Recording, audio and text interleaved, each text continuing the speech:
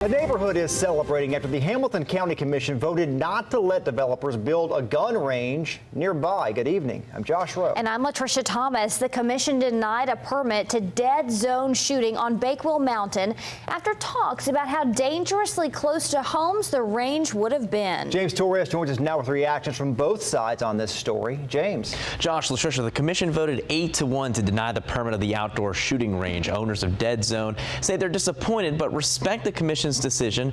Neighbors in the area say they're happy and they're welcoming the victory. Living here is peaceful, normally very peaceful, quiet. It's a little more peaceful today for Jenny Phillips and her neighbors, knowing her community will remain quiet. We just didn't want that being so close to our families, so close to where our children could play. And yeah, of course, the noise and just extra traffic and stuff like that it would bring up here. Phillips' home is less than a mile away from where Dead Zone shooting range would have been.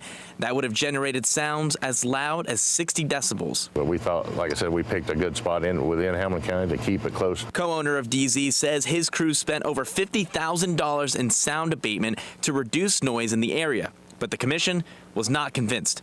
In last week's meeting, they told Batson their concerns over the noise and location of the range.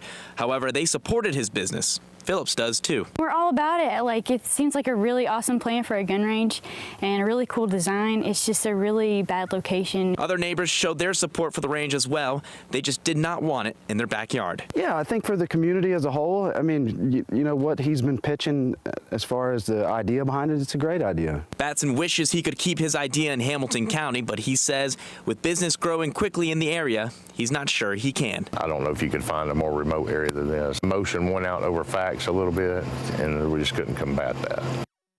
Phillips told me today she and her family plan on hosting a party tonight with the whole mountain to celebrate. Latricia.